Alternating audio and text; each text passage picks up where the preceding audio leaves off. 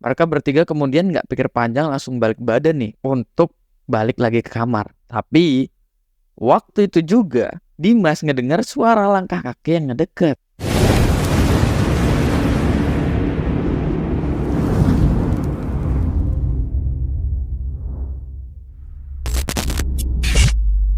Oke guys, selamat datang kembali di channel Padma Story. Gimana nih kabarnya? Semoga kalian sehat-sehat selalu dan selalu dimudahkan urusan-urusannya.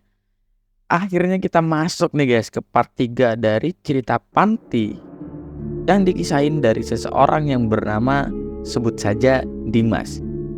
Dan di part 2 kemarin kita udah tahu Dimas ini udah kelas 4 dan udah masuk atau pindah kamar ke kamar Nakula. Kamar Nakula ini sampingan sama kamar Sadewa. Yang Dimas pikir kalau Dimas ini udah masuk di kamar Nakula, gangguan-gangguan yang dia dapat di kamar Jambu ini udah nggak ada. Tapi Dimas salah guys. Ternyata di kamar Nakula ada gangguan tersendiri. Bukan perempuan Belanda itu lagi, tapi ada pria Belanda dengan kaki yang diikat rantai sama beban bola. Yang di situ ngebuat Dimas itu makin ngerasa nggak betah ada di panti ini. Dan di part 3 ini kita akan cari tahu apakah ada makhluk-makhluk lain yang akan ditemui oleh Dimas selain perempuan sama pria berantai ini. Penasaran kan?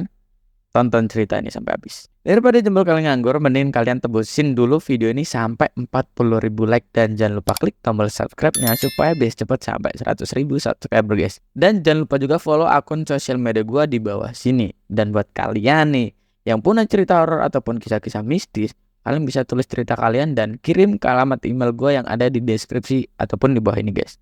Oke? Yaudah, gak usah kelamaan, gak usah banyak bacot, langsung aja kita masuk ke cerita horornya.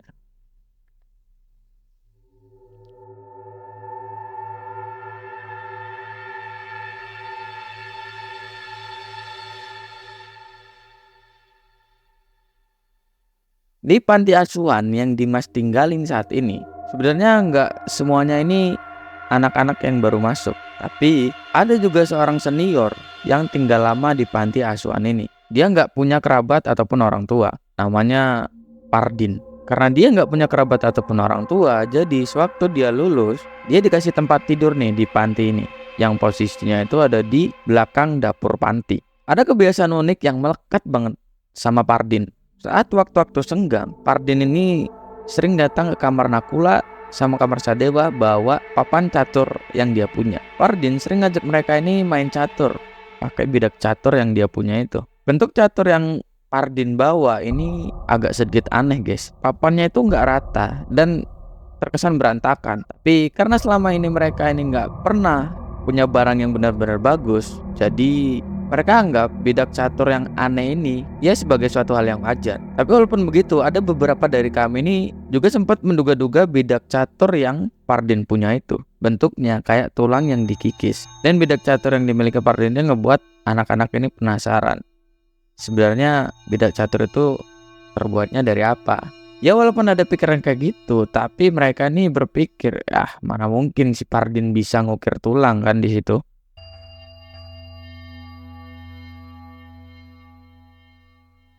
Suatu ketika barulah ada momen nih, Pardin cerita tentang bidak catur yang dia miliki. Waktu Pardin tinggal di dapur panti, ada suatu saat dimana Pardin ini sering banget didatangin perempuan.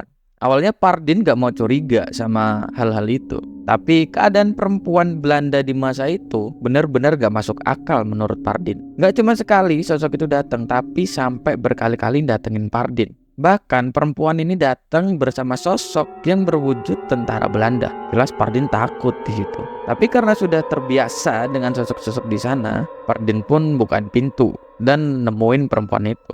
Di sini Pardin pastiin bahwa sosok itu benar-benar bukan manusia guys. Perempuan ini nunjukin Pardin ke suatu tempat tersembunyi dan di sanalah Pardin itu menemukan bidak catur yang aneh ini bentuknya. Gak cuma sampai di situ, bahkan pada malam-malam tertentu sosok noni Belanda dan tentara-tentara itu akan datang lagi ke Pardin dan ngajak Pardin ini untuk main catur. Gimana? Terdengar masuk akal nggak? Ada setan ataupun sosok makhluk halus itu ngasih tahu di tempat tersembunyi bahwa ada catur di situ, bidak catur, dan sosok itu ngajak Pardin main catur. Itu makhluk halus loh guys.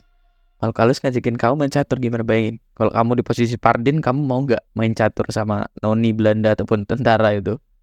Oke, lanjut. Tapi untuk mereka, untuk anak-anak di tempat kayak gini tuh udah menjadi hal biasa kalau ada sosok-sosok yang muncul, terutama sosok-sosok noni Belanda ataupun tentara-tentara. Dan mereka percaya cerita Pardin itu bukanlah cerita yang mustahil. Sayangnya sekarang Dimas sudah nggak bisa nanyain kebenaran dari cerita itu, karena saat ini Pardin sudah meninggal dunia. Innalillahi wa inna ilaihi rajiun. Kita doain Pardin supaya tenang di alam sana ya guys ya. Al-Fatihah. Itu tadi cerita dari sisi Pardin, temennya ataupun seniornya si Dimas. Dan sekarang kita masuk ke cerita Dimas lagi nih.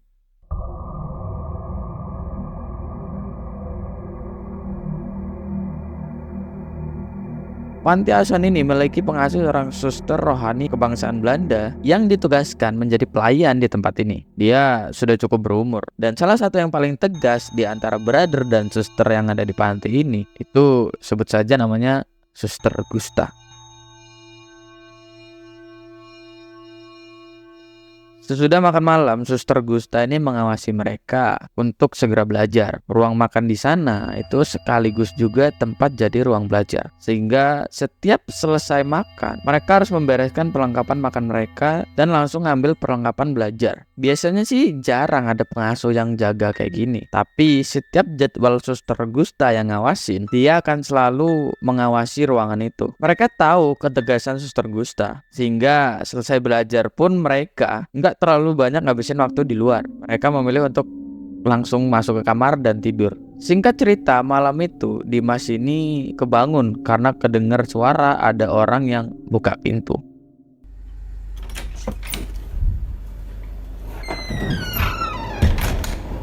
Ada suara langkah yang ngedekat ke arah kamar mereka, kamar Nakula. Di situ Dimas sedikit ngintip nih dan ngelihat dengan jelas Suster Gusta itu ada di kamar mereka, masuk ke dalam kamar mereka. Anehnya waktu itu Suster Gusta ini cuma diem berdiri dan matanya ini melotot sambil senyum menyeringai. Di situ Dimas nungguin nih, kok semakin lama tetap aja Suster Gusta ini nggak bergerak guys.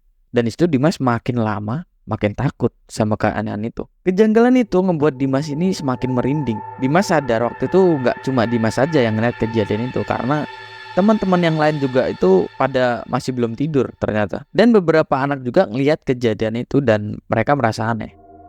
Tapi setelah beberapa lama ditunggu, akhirnya sosok itu tiba-tiba hilang. Waktu itu Jereng sama Caplang juga ikut bangun di situ ngelihat kejadian itu. Dan Jereng ini tanya sambil geleng-gelengin kepala dengan wajah dia yang pucat karena ngelihat kejadian itu. Kemana Suster Gusta? Dalam kejadian yang menegangkan kayak gitu, di sini tiba-tiba Caplang bilang, "Le, Reng, temenin kamar mandi yuk." Dimas sama Jereng saling tatap tuh, memberikan kode isyarat bahwa ayolah kita antar Caplang ke kamar mandi, karena kasihan juga kalau dibiarin sendirian. Beberapa detik kemudian mereka bertiga ini bergegas lah langsung meninggalkan kamar dan melewati lorong menuju kamar mandi. Baru aja jalan beberapa langkah, tiba-tiba mereka ini kesadar di depan mereka udah ada kayak sosok seseorang. Dimas gak bisa lupa wajah sosok yang muncul pada saat itu. Ada Suster Gusta di sana, tapi langkahnya itu kayak yang aneh gitu. Sosok ini ngangkat kedua tangannya seolah-olah kayak mau nakut-nakutin mereka bertiga. Matanya melotot dan mulutnya tuh ngebuka sambil netesin cairan hitam yang keluar dari mulutnya. Tapi dia nggak jalan ke arah mereka, cuma diem gini aja, nggak bergerak. Reng, Reng, itu Suster Gusta kan? Iya loh, tapi ngapain? Terus itu kenapa? Mereka bertiga yang jelas-jelas ngerasain hal yang aneh itu memilih untuk mundur nih dan ngejauh dari sosok Suster Gusta itu. Seandainya nggak ada Jereng sama Caplang, pasti Dimas sudah ketakutan setengah mati saat itu. Walaupun ngelihat reaksi mereka bertiga, Suster Gusta yang ada di depan mereka ini terus nggak bergerak, tetap diem dalam posisinya. Mereka bertiga kemudian nggak pikir panjang, langsung balik badan nih untuk balik lagi ke kamar. Tapi waktu itu juga Dimas ngedengar suara langkah kaki yang ngedeket dari arah depan dia. Kalau tadi kan mereka bertiga ini ngelihatnya ke arah sana nih, Suster Gusta yang nakutin dia tadi. Nah sekarang dia balik badan, terus ngeliat lagi nih ada orang yang langkah mendekat, dan di situ ada sosok lagi. Lah, itu Suster Gusta. Capleng sadar akan hal itu dan melihat langkah kaki yang mendekat ke mereka. Ternyata itu adalah benar Suster Gusta yang menghampiri mereka bertiga. Sontak mereka bingung nih dan langsung noleh lagi ke belakang ke arah mereka. Dan saat mereka noleh ke arah belakang lagi, Suster Gusta yang melotot dan ngeluarin cairan darah itu tadi, cairan hitam itu tadi, itu udah gak ada, udah hilang. Ngapain kalian malam-malam begini? Nemenin Caplang ke kamar mandi, Sus. Di situ Suster Gusta merhatiin mereka nih satu persatu kayak, ya udah cepet. Habis itu langsung balik ke kamar. Kedengar ucapan itu, mereka bertiga nih kembali ngelanjutin niatnya untuk nemenin Caplang ke kamar mandi. Tapi di situ Dimas masih penasaran. Dia tanya lagi nih sama Suster, Suster, kenapa jam segini masih belum tidur? Habis doa malam, ada yang perlu dicek juga. Ya memang beberapa suster itu sering ngelakuin hal kayak gitu, doa malam dan sambil ngecek-ngecek kalau ada sesuatu juga. Oh iya Tile, ngeliat anak kecil lain gak selain kalian? Gak ada Sus. Suster Gusta pun ngangguk di situ dan ninggalin mereka bertiga. Tapi ada satu hal nih yang ngebuat Dimas itu penasaran. Suster Gusta ini ngebawa tongkat kecil yang biasa digunakan untuk memercikkan air suci. Ada yang tahu itu fungsinya buat apa?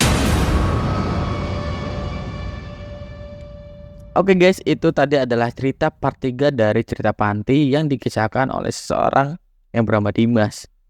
Yang di part 3 ini dia nemuin sosok seorang suster yang mirip menyerupai suster dia, yaitu Suster Gusta. Dan ada juga seorang senior yang bernama Pardin, itu ngalami hal aneh juga ternyata, bukan cuma Dimas saja. Yang lebih uniknya lagi, si Pardin ini diajakin main catur sama makhluk gaib itu. Dan di part selanjutnya, di part 4, apakah Dimas akan ketemu sosok lain lagi nih? Kalau kita kutip dari part 1, part 2, dan part 3, itu udah 3 sosok nih yang beda.